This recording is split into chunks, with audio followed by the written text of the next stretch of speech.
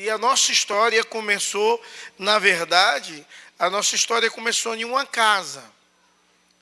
Uma casa de uma família que veio da igreja de São Vicente, membros de lá. Essa igreja aqui é uma igreja plantada pela igreja de São Vicente. E nós louvamos e exaltamos ao nosso Deus pela sua bondade. Amém. Vamos orar ao nosso Deus. Eu vou pedir ao presbítero Rony que faça essa oração. Vem aqui.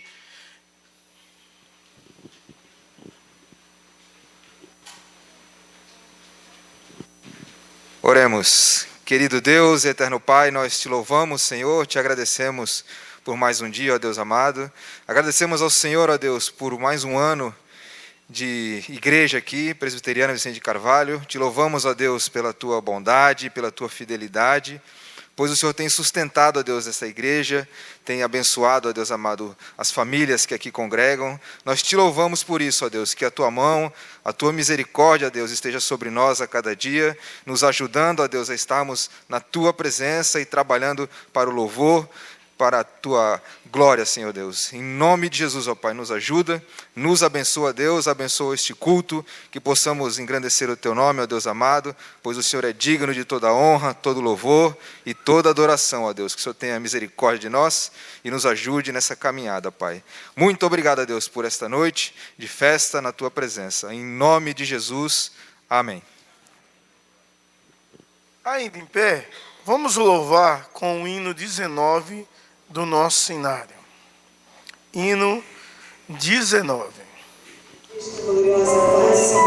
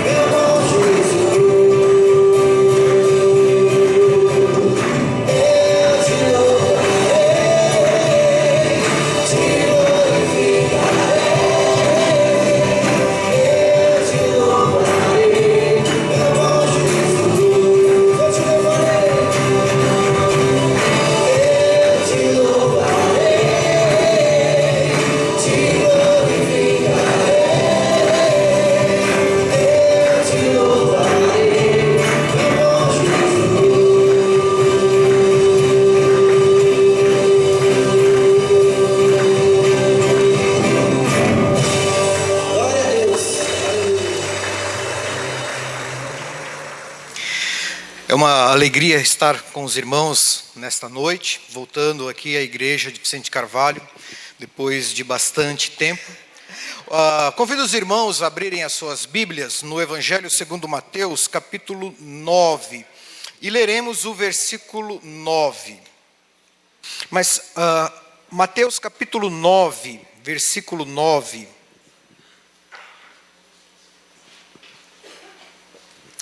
Apenas este versículo, mas os irmãos fiquem com as suas Bíblias abertas para que acompanhemos todo o contexto dela. Eu lerei alguns versículos, então fique com a sua Bíblia aberta no Evangelho de Mateus.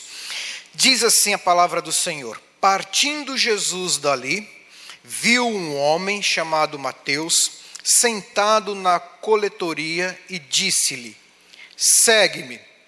Ele se levantou e o seguiu. Oremos. Pai querido, Pai amado, estamos diante da Tua palavra, diante do Teu povo e na Tua presença.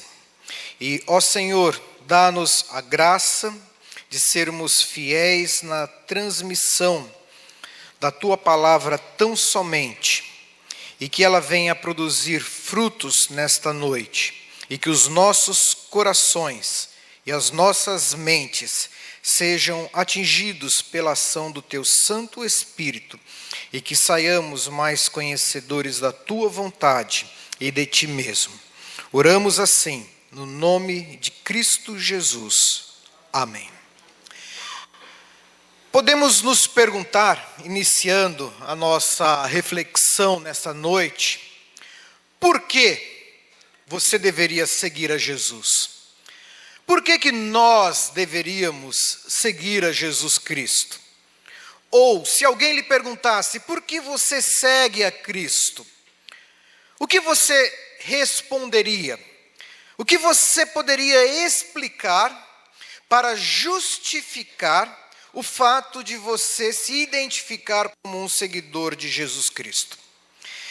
As pessoas, invariavelmente, buscam seguidores, buscam gurus intelectuais ou religiosos e buscam e seguem por diversos motivos. Às vezes por ser uma pessoa carismática e falar aquilo que pensa, e muitas vezes sem medir as consequências, e nós nos identificamos com a ousadia daquela pessoa e nós a seguimos. Por vezes é por conta dos seus posicionamentos políticos. Nós também nos identificamos e seguimos aquela pessoa. Ou então por não sabermos a quem seguir, mas alguém se levanta como um líder e propõe-se a trilhar um caminho com muita segurança, com certeza para onde está indo, e as pessoas o seguem. Tem um filme muito bom, quem não assistiu eu recomendo, Forrest Gump, um filme já um pouco antigo, conta a história de um contador de história, e que num determinado momento a vida dele é toda feita de circunstâncias e coincidências. E num determinado momento de profunda decepção ele resolve sair correndo. E ele começa a correr da costa leste dos Estados Unidos à costa oeste. E ele atravessa, e aquilo chama a atenção da mídia, e ele começa a ser noticiado essa sua travessia. E ele volta da costa oeste para a costa leste. E ele fazia aquilo com tanta persistência, com tanta perseverança, que de repente pessoas começaram a segui-lo. E num determinado momento do filme, já depois de muito tempo correndo, ele para, respira. As pessoas, a multidão que o acompanhava estava um pouco mais longe, também para, silencia. E alguém diz: prestemos atenção, ele vai falar alguma coisa. Prestemos atenção. E aí ele diz: cansei, vou voltar para casa. A multidão ali suspira de decepção e cada um segue o seu caminho. E o texto que nós acabamos de ler diz exatamente isso. Partindo Jesus dali, viu um homem chamado Mateus, sentado na coletoria e disse-lhe: segue-me.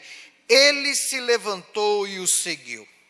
E a pergunta é, quando lemos este versículo, muito resumidamente, escrito pelo próprio autor do Evangelho, que resumidamente fala do seu chamado e diz que ele levantou, simplesmente parou o que estava fazendo e seguiu, por que ele fez isso?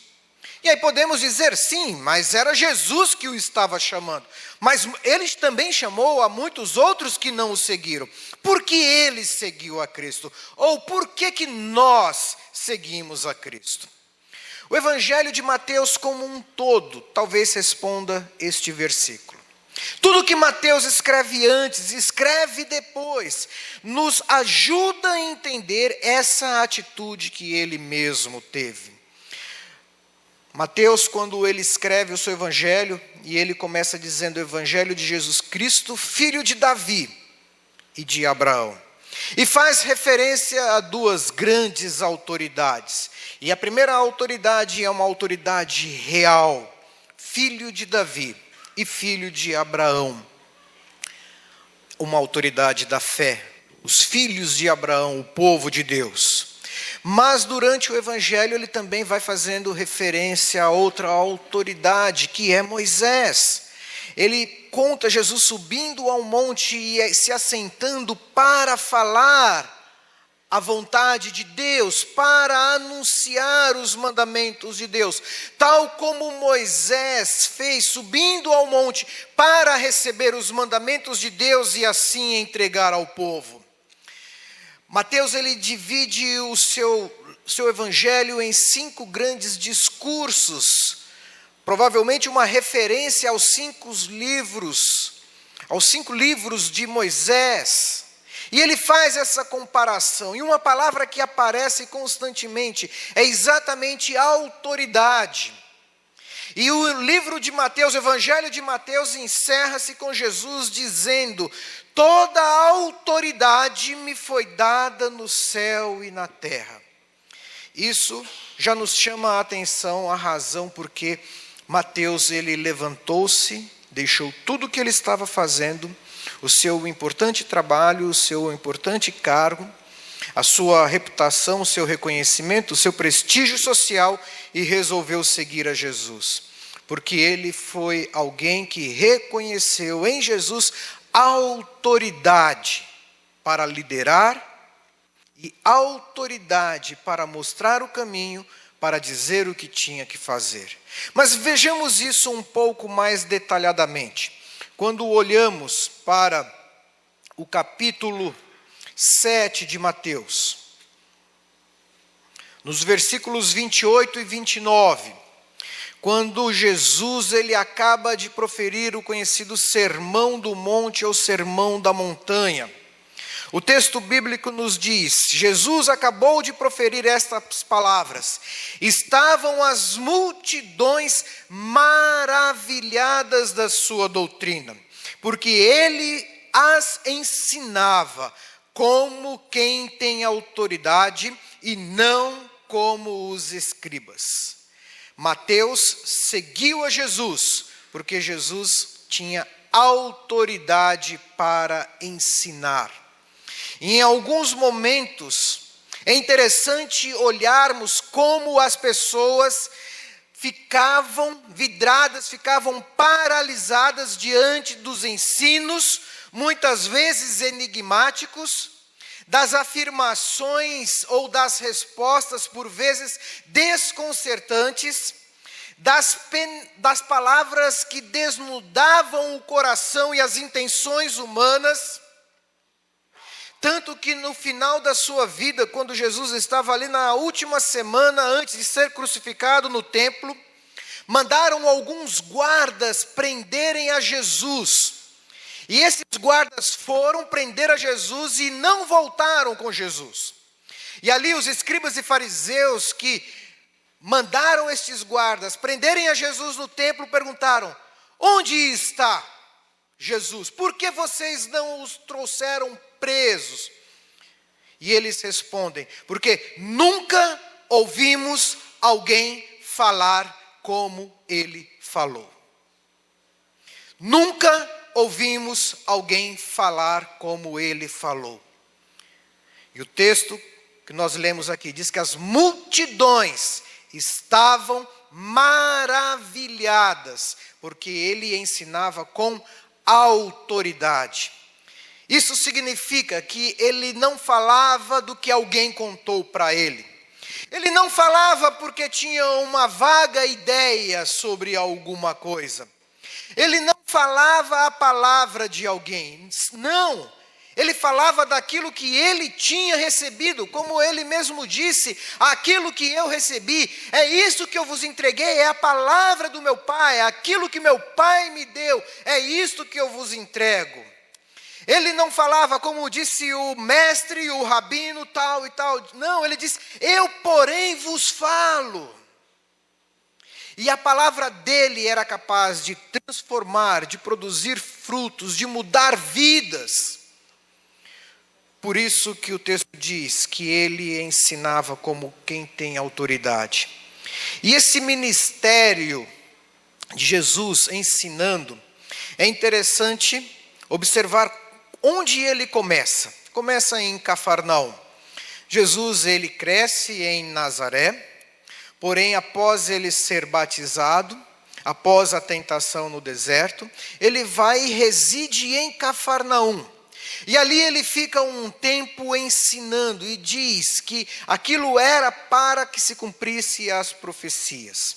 E Cafarnaum era uma cidade à beira do lago da Galileia. Era ali que também estava a coletoria. Mateus era um coletor de impostos, alguém que trabalhava na Receita Federal. Era ali que ele estava sentado coletando impostos, e era por aquelas praias do mar da Galileia, chamado mar porque era um lago muito grande, que Jesus andava e ensinava.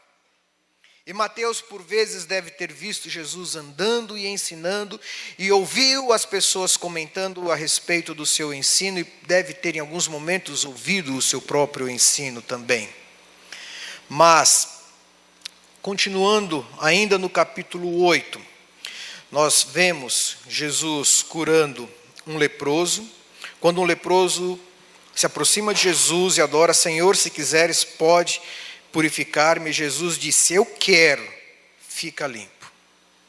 Eu quero, fique limpo. E imediatamente ele ficou. Depois tem o caso de um centurião, que era um líder militar, responsável por 100 soldados, que vai a Jesus pedindo que ele cure o seu servo. E Jesus, ele diz, olha, eu vou à sua casa curá-lo. Ele diz, não, Senhor, eu não sou digno de que o Senhor entre na minha casa. Eu sou um homem que tenho autoridade. Digo a este vai, ele vai. Digo a este vem, ele vem. O Senhor, com uma palavra, pode curar, sem precisar estar presente. E Jesus, ele ordena, e aquele rapaz é curado. E toda a discussão era, o Senhor tem autoridade. Eu tenho uma autoridade relativa, mas o Senhor tem toda a autoridade. E Jesus, ele vai à casa de Pedro, cura a sogra de Pedro, a toma pela mão, a febre a deixa, ela se levanta e passa a servi-lo. E aí no versículo 16, diz, chegado à tarde, trouxeram-lhe muitos endemoniados, e ele meramente com a palavra expeliu os espíritos e curou a todos os que estavam doentes, para que se cumprisse o que foi dito por intermédio do profeta. Ele mesmo tomou as nossas enfermidades e a carregou com as nossas doenças. Ou seja, Mateus, ele viu que Jesus, ele tinha autoridade para curar enfermos. Ele não curou a todos, mas a quem ele quis, ele curou. Para demonstrar a sua autoridade. João, um dos apóstolos, diz que muitas coisas Jesus fez e ensinou, mas as que estão registradas, foram registradas para que ficasse evidente de que ele é o Filho de Deus. Quando Jesus, ele curava, e com uma palavra ele ordenava uma doença, ou com o toque das suas mãos, ou simplesmente as pessoas pegando em suas roupas, ou com uma ordem as doenças abandonavam, e não eram doenças psicossomáticas, não eram simplesmente doenças ou algum estado psicológico, não, era uma cegueira, era um coxo, era alguém da mão mirrada, ressequida, era pessoas com lepras. Não era uma cura subjetiva em que a pessoa disse que foi curada, e só que você não tem evidências. Não, ali era visível chegar para alguém atrofiado e dizer: põe-te em pé, e a pessoa levantar. Chegar num cego, colocar os dedos nos olhos e dizer: veja, e a pessoa passar a ver. Muito diferente do que alguns espetáculos promovidos hoje em dia. Aquilo que Jesus fez pontualmente, nós temos a esperança e a certeza de que se concretizará na glória eterna. Jesus aqui apontava com esses sinais o reino que estava chegando e que um dia se concretizará. Jesus tem autoridade sobre todas as nossas enfermidades, sobre todas as nossas dores, sobre tudo que nos aflige, sobre tudo aquilo que nos entristece. Mas um pouco mais além, entraram num barco, Jesus e os seus discípulos. Sobreveio no mar uma grande tempestade e Jesus dormia. Mas os discípulos vieram acordá-lo: Senhor, salva-nos, perecemos. E Jesus os repreendeu, dizendo: homens de pequena fé. E às vezes a gente nos pergunta: será que Jesus repreende a pouca fé daquelas pessoas ou daqueles discípulos? É porque eles não foram capazes de repreender a tormenta ou não resolver o problema por si próprios? Talvez o versículo 27 nos indique porque Jesus estava dizendo que eles não eram pessoas de pequena fé. Perguntou-lhe Jesus então, versículo 26, por que sois tímidos, homens de pequena fé? E levantando-se, repreendeu os ventos e o mar, e fez-se grande bonança. E maravilharam-se os homens, dizendo: quem é este? Quem é este? Que até os ventos e o mar lhe obedecem. Jesus tinha autoridade para ensinar.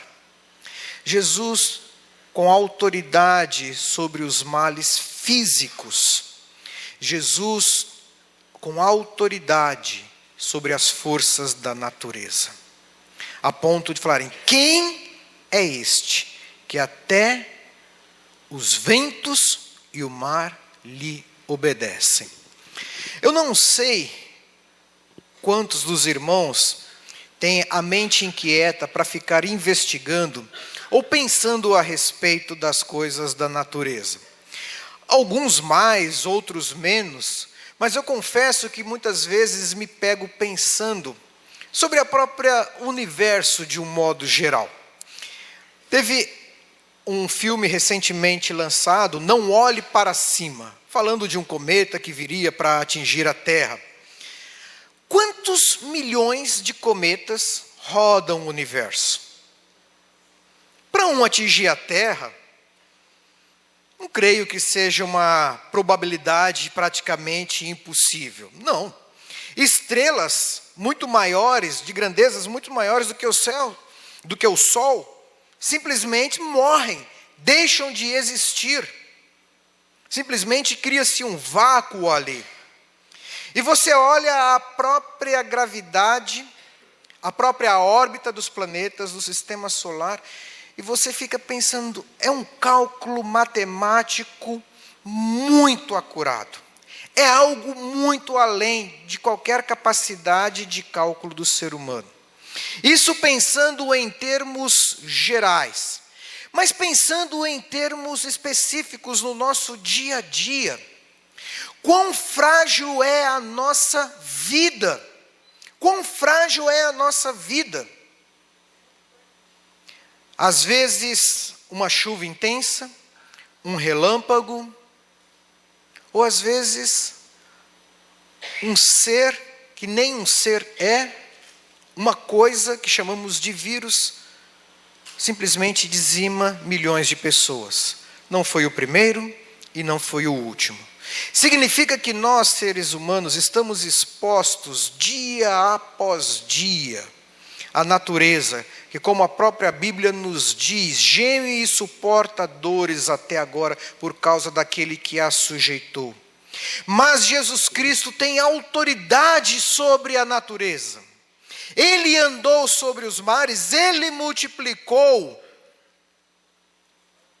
pães e peixes, ele transformou água em vinho, ele acalmou tempestades, ele ressuscitou mortos. Tudo isso estava acontecendo na pequena Cafarnaum, ali naqueles poucos quilômetros de praia. E Mateus estava vendo tudo aquilo ali, e sabendo, e as notícias correndo. E pessoas de longe começavam a vir a Jesus, porque sabia que alguma coisa diferente estava acontecendo naquela localidade. Alguma coisa de especial aquele homem tinha. Alguma palavra, algum poder, alguma coisa aquela pessoa tinha. E Mateus, presenciando, cerca de 30, 40 anos depois, começa a registrar. E provavelmente ele tenha uma ideia em sua mente a respeito de Jesus. E ele começa a descrever esta ideia. E talvez essa palavra que resuma isso seja autoridade. No capítulo 9, Jesus entra num barco. Jesus sai do barco, vai para outra banda, vai para a sua própria cidade. E antes ele estava em Gadara e com uma só palavra expulsou demônios de homens que estavam ali endemoniados, uma grande legião, e as pessoas ficaram impressionadas porque os espíritos se submetiam a Jesus. Jesus com poder sobre as forças não apenas naturais, mas poder sobre as forças espirituais. Mas voltando para Cafarnaum, ele está em sua casa. Pessoas estão ali amontoando a sala. 4 amigos levam uma quinta pessoa, um quinto amigo, um paralítico para ser curado por Jesus. Não conseguem entrar no aposento onde Jesus estava, sobem na casa, tiram ali a cobertura e descem aquele homem ali onde Jesus estava. E Jesus diz: estão perdoados os teus pecados. E as pessoas começavam a se perguntar: bom, aí já é demais, perdoar pecados. Não sei, de repente, como um grande orador ou alguém que entende bem a mente humana, possa ensinar com autoridade. A questão dos ventos do mar pode ter sido uma coincidência, pode não ter sido bem assim. A pessoa que estava doente, acontece, outras pessoas também têm curados. Há exorcistas entre os judeus. Agora, dizer que os pecados estão perdoados? Não. Este somente Deus pode fazer. Eu posso dizer para uma pessoa: olha, eu lhe perdoo por aquilo que você me fez. Mas ninguém diz: os teus pecados estão perdoados. Não precisa ser cristão, não precisa nem ser religioso para você dizer, achar que é muita ousadia de alguém dizer para outros: teus pecados estão perdoados. Porque o perdão sempre implica algum tipo de penalidade, algum tipo de penitência. Quando a pessoa ela é perdoada, é porque alguém pagou ou ela pagou por aquilo que ela fez. O perdão requer algum tipo de pagamento, alguém está pagando. E se eu estou dizendo que os teus pecados estão perdoados, é porque alguém está pagando. E se não foi você que pagou, quem que está pagando pelo perdão dos teus pecados? Quem que está pagando pelo perdão das ofensas que nós fazemos às outras pessoas, dos nossos crimes, das nossas palavras insensatas? Mas Jesus diz: os teus pecados estão perdoados. E a pergunta foi: mas quem ele pensa que é? E Jesus diz: para que saibais que o Filho do Homem tem sobre a terra autoridade para perdoar pecados. Levanta-te e anda. Ou seja, para Cristo, curar, acalmar tempestades, ensinar com autoridades, expulsar demônios e perdoar pecados, para Ele não há diferença, porque Ele tem autoridade. E no capítulo 9, versículo 8 diz: vendo isto, as multidões possuídas de temor glorificaram a Deus que dera tal autoridade aos homens, especificamente a Jesus Cristo. E aí vem a conclusão. Jesus parte dali, de Cafarnaum, vê um homem chamado Mateus sentado na coletoria e disse-lhe: segue-me. Ele se levantou e o seguiu. Poderia ser diferente? Teria como ser diferente depois de tantas demonstrações de autoridade, não seguir a Cristo? Um ensino com autoridade, a autoridade sobre as enfermidades, a autoridade sobre as leis da natureza, porque Ele é o legislador da natureza, a autoridade sobre as forças espirituais, a autoridade sobre o mundo natural e a autoridade para perdoar pecados. Mateus, quando ouviu, segue-me, levantou-se e seguiu. Jesus Cristo hoje te diz: siga-me, eu tenho autoridade. Eu te chamo, e a palavra de Deus nos diz: se hoje ouvirdes a voz, não endureçais o vosso coração. É Cristo com amor e com autoridade lhe chamando. Ele não irá parar no meio do caminho dizendo: cansei. Não. Pelo contrário, na cruz ele já disse: está tudo consumado. E no final ele registra: toda autoridade me foi dada no céu e na terra.